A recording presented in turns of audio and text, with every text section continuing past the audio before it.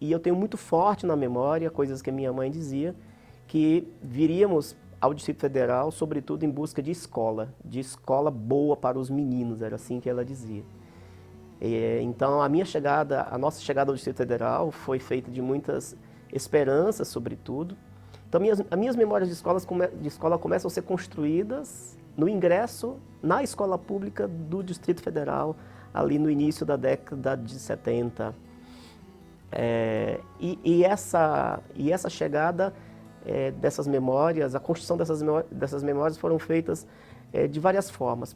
Primeiro, simbolizada pela esperança de que os filhos, eu só tenho um irmão, né, de que nós dois pudéssemos ter igualdade de oportunidades, tivesse outras condições, sobretudo de pensar em um futuro que não reproduzisse necessariamente a história da nossa família de pobreza, como a gente vivia no sertão nordestino. A gente habitava realmente bem abaixo da linha da pobreza.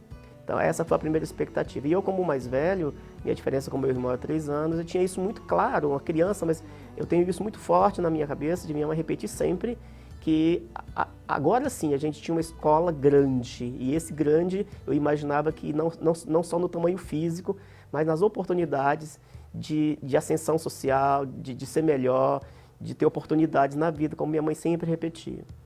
Então as primeiras memórias foram essas da esperança, que não durou muito, porque a gente que vem com uma outra cultura, o choque cultural foi muito violento, não só para aquela criança que eu era, de 6, 7 anos de idade, mas sobretudo, e claro, carregado com a questão do preconceito linguístico que vem com a gente, e que as crianças daquela época não estavam prontas, não estavam abertas, acho que não havia uma educação que preparasse as crianças nativas na cidade, ou vindas aqui do Goiás ou de outras regiões, para acolher os migrantes nordestinos com todo o sotaque, com todo o jeito de ser. E a segunda memória foi da exclusão. Então a escola, que num primeiro momento parecia ser a grande oportunidade, ela foi a primeira experiência de exclusão que eu senti como criança.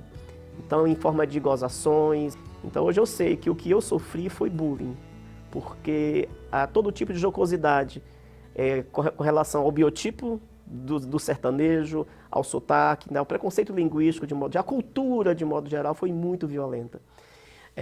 E isso provocou àquela criança que eu era uma invisibilidade. Então, na verdade, eram 2 movimentos. Eu me tornava invisível para sair do foco da jocosidade, e as próprias crianças, os meus coleguinhas e muitos professores que não estavam preparados para tal, começaram, obviamente, a não dar ouvidos e não dar olhos, não dar visibilidade àquela criança. Por isso que o processo de visibilidade ele era duplo. Da criança que se recolhia para se blindar dos insultos, das chacotas, e dos colegas e dos professores. Então deixa para lá, mas é só mais um que está aqui na sala de aula.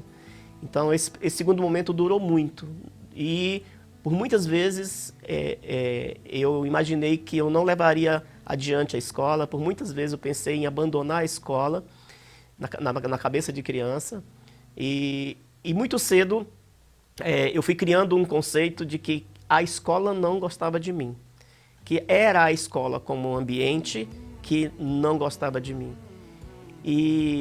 E a reação é você não gostar também, né? Assim como no humano, as relações humanas, né? Quem é que gosta de algo, de alguém que declaradamente não te gosta?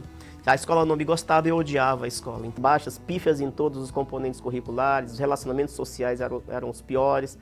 Então aquela esperança, muito rapidamente, ela foi transformada em desespero, em desencanto com o espaço social chamado escola, o espaço de educação chamado escola. Então, por muitos momentos, eu imaginava que aquela promessa que a minha mãe havia feito de que no Distrito Federal, que era, né, um lugar grande, havia uma escola grande que nos daria oportunidades. Então, muitas vezes, eu percebia que não era nada disso, que a história da exclusão, ela se repetia, que essa história de oportunidade era uma balela dos mais velhos. Mas veio um terceiro momento, o momento de reencantar com a escola, de reencantamento com a escola, a partir de alguns professores, sobretudo alguns professores que também tinham origem nordestina. Eu lembro especialmente do professor Raimundo Falcão, que também era maranhense, coincidentemente era maranhense, e chegou a essa escola muito jovem para lecionar artes. E diferente de muitos outros professores, a bem da verdade havia uma outra professora de nome Emília, que era professora de português, não era nordestina, mas ela tinha aquele perfil de professor que, para além de ensinar os seus conteúdos curriculares, se preocupava com a história de vida dos seus alunos. E eu me aproximei muito desses dois professores e fui reconquistando esse reencantamento com o espaço social e educacional chamado escola. Tanto que eu me tornei professor inspirado por esses dois professores, que eu não canso de dizer. Já vários livros que eu escrevi, tem o nome deles na dedicatória, que foi a professora Emília de português e o professor Falcão de arte.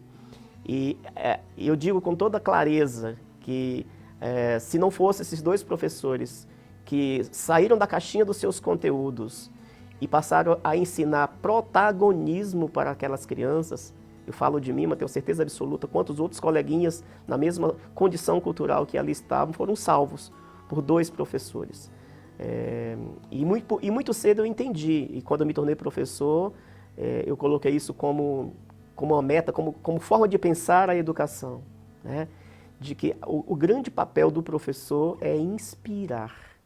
Se o aluno vai aprender direito o seu conteúdo ou não, é claro que isso é importante, é uma consequência, mas antes de qualquer coisa, qualquer que seja nosso componente curricular, nós precisamos ser educadores de espíritos, arquitetos de utopias e ensinar o componente curricular que não está no currículo, que se chama sonhos, ensinar a sonhar. E assim aquela criança que eu era, aprendeu a recuperar a condição de sonhar, necessidade de sonhar, porque eu ouvia desses dois professores o tempo todo que só sonhando que a gente realiza.